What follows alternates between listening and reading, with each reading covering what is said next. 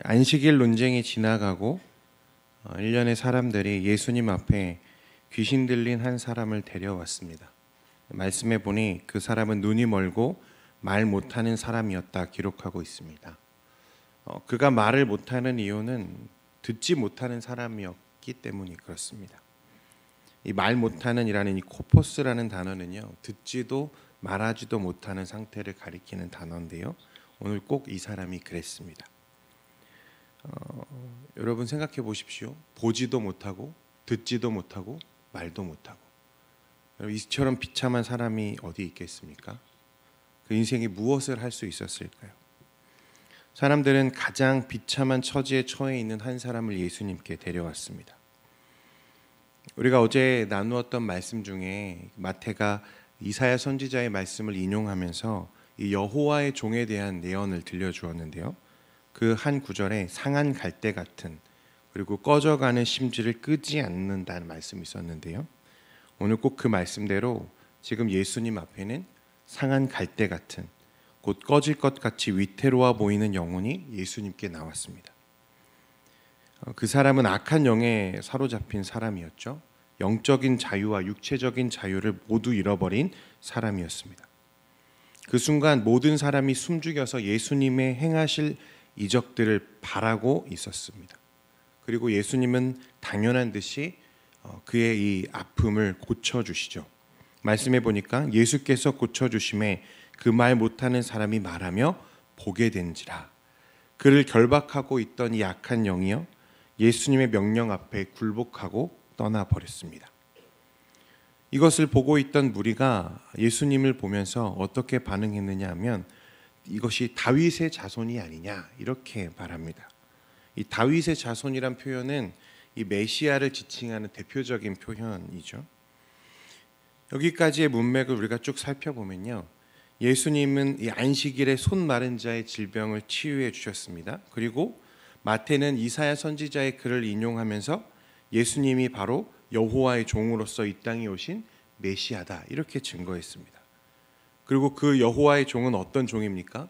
상한 갈대 같은, 꺼져가는 심지 같은 자들을 고치시고 치료하시기 위해 이 땅에 오신 메시아다. 마태는 그렇게 이야기했습니다. 그렇다면 오늘 이 귀신 들린 자, 모든 자유를 결박당하여 앞을 보지도 듣지도 말하지도 못하는 이 비참한 인생을 구원해 주시는 이 예수님, 이분이 과연 누구겠느냐? 오늘 마태가 우리에게 던지는 질문이 이것입니다. 이 사건 역시 단순한 이적 사건이 아니라 하나님 나라의 도래와 여호와의 종, 즉 예언의 성취로서 이루어진 사건임을 우리에게 마태는 증거하고 있는 거죠. 이사야 42장 7절에 이런 말씀이 있습니다. 내가 눈먼 자들의 눈을 밝히며 갇힌 자를 감옥에서 이끌어내며 흑암에 앉은 자를 감방에서 나오게 하리라. 마태는 이것을 말하고 싶은 거죠. 예수님이 오시는 곳마다 치유와 회복이 일어납니다. 천국이 침노하는 곳마다 자유가 선포되고, 예수님이 가는 곳마다 이적이 일어나고, 병든 자가 치료되며, 이제는 귀신마저도 결박되는 일들이 사람들 앞에서 일어나기 시작했다는 거예요. 그러니 보라는 것입니다. 예수님이 이사야 선지자가 예언한 여호와의 종 메시아다라는 거죠. 그런데 오늘 본문은 여기서 끝나지 않고요, 계속되죠. 사람들이 이제 예수님을 알아보기 시작했습니다. 다윗의 자손이다. 저가 다윗의 자손이 아니냐. 이런 분위기가 확산되어 가기 시작했습니다. 그러자 앞서 예수님께 시비를 걸고 논쟁을 벌였던 바리새인들이 다급히 다시 한번 예수님에게 시비를 걸기 시작했습니다. 우리 본문 24절 말씀인데요, 같이 한번 읽겠습니다. 시작. 바리새인들은 듣고 이르되 이가 귀신의 왕 바알세불을 힘입지 않고는 귀신을 쫓아내지 못하느니라 하거늘. 무슨 말입니까? 그들은 예수님께서 성령이 아니라 바알세불, 귀신의 왕 바알세불, 사탄의 힘을 사용하고 예수님의 사역은 하늘나라가 아니라 사탄의 나라를 위한 것이라고 비난하고 있는 거죠. 이런 구제불능이 없습니다. 그렇죠? 그들의 논리는 이것입니다. 귀신들의 왕이 바알세불 아닙니까?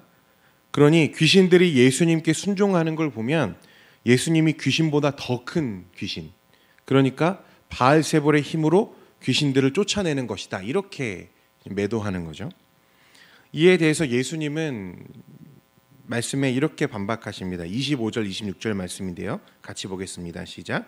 예수께서 그들의 생각을 아시고 이르시되 스스로 분쟁하는 나라마다 황폐하여질 것이요 스스로 분쟁하는 동네마다 집마다 서지 못하리라.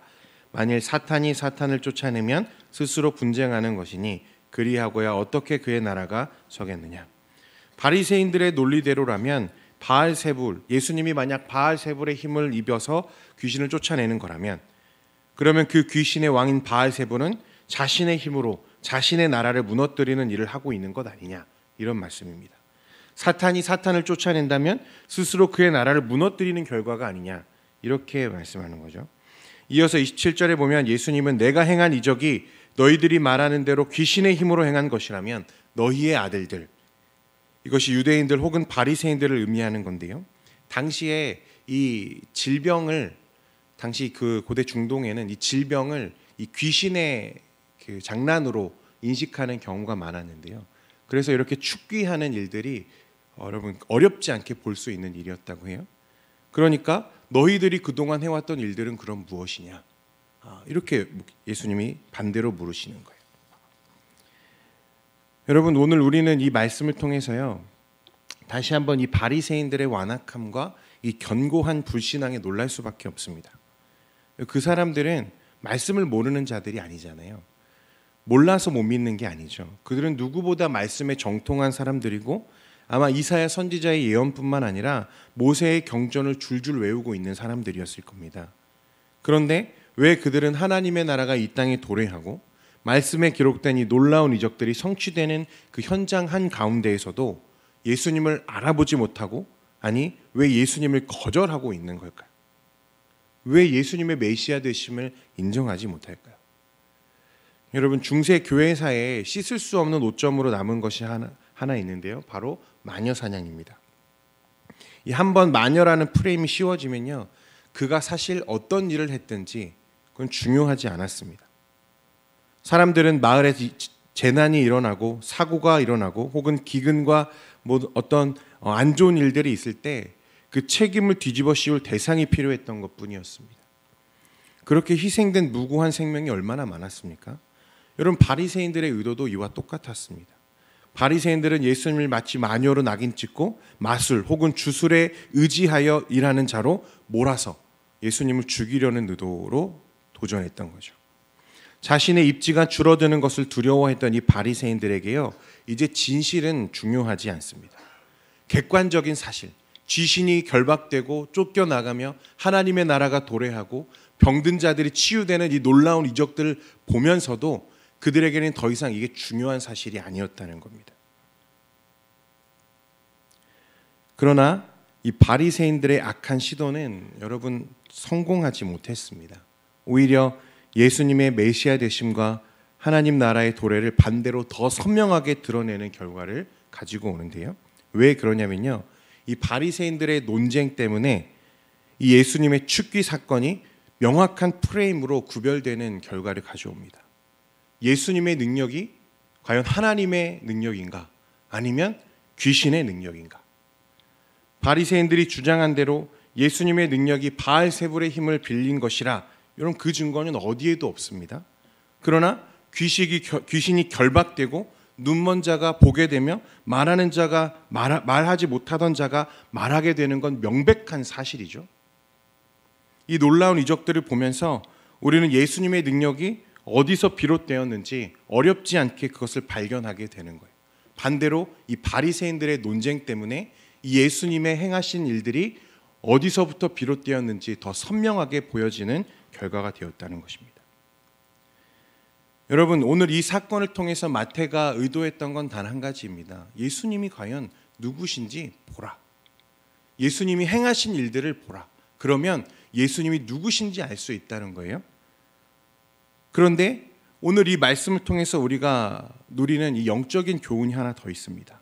무엇이냐면요, 때로는 이런 악의적인 공격들로 인해서 우리의 믿음과 신앙이 더욱 견고하게 서는 경우들이 일어나게 된다는 거예요. 믿는 사람들에게는 반드시 믿음의 시험이 닥쳐옵니다. 내적인 유혹이나 외적인 핍박, 어떠한 모습이든지 성도들은 반드시 사탄의 공격이 대상이 됩니다. 그것을 견뎌내는 순간에는 참 고되고 어렵습니다만 뒤집어 생각해 보면 믿음의 시험이 내게 있다는 것은 곧 내가 하나님 앞에 믿음 안에 견고하게 서 있다는 증거가 되기도 한다는 거예요. 그러므로 주 안에 사랑하는 성도 여러분, 혹시 오늘 이 시간에도 하나님 앞에 시험거리 때문에, 내 믿음의 시험 때문에 고통 가운데 계시는 성도님들이 계시다면 여러분 잘 견뎌내시기를 축원드립니다. 그것이 어쩌면 여러분들이 믿음 안에 서 있다는 가장 선명한 증거가 될지도 모르기 때문에 그렇습니다. 30절 말씀에 예수님은 이렇게 말씀하십니다. 나와 함께 아니하는 자는 나를 반대하는 자요, 나와 함께 모으지 아니하는 자는 해치는 자니라. 무슨 말입니까? 영적인 중립지대는 없다는 거예요. 공격받거나 공격받지 않거나, 예수님의 편에 있거나 사탄의 편에 있거나. 오늘 바리새인들은 예수님을 대적하는 길에 섰습니다. 그들이 아무리 지식적인 소양이 뛰어나도, 사회적으로 아무리 인정받는 사람들이더라도, 그들이 아무리 자주 금식하며 경건에 힘쓰는 자들이더라도 그들은 예수님의 편이 아닌 지금 사탄의 편에 서기를 선택했습니다. 바라기는 여기 있는 우리 모두는 믿음 안에 서기를 원합니다. 비록 예수님을 따라가는 것이 이 땅에서는 고되고 힘들지라도 때로는 사탄의 공격을 받기도 하고 손해보는 일이 있기도 하지만 믿음을 떠나지 않는 저와 여러분 되기를 소원합니다. 그 공격이 우리가 믿음 안에 서 있다는 가장 선명한 증거임을 기억하고 오늘 이 말씀을 우리가 굳게 묵상하며 오직 예수님만이 우리의 구원자이심을 다시 한번 묵상하는 저와 여러분 되기를 소원합니다. 기도하겠습니다.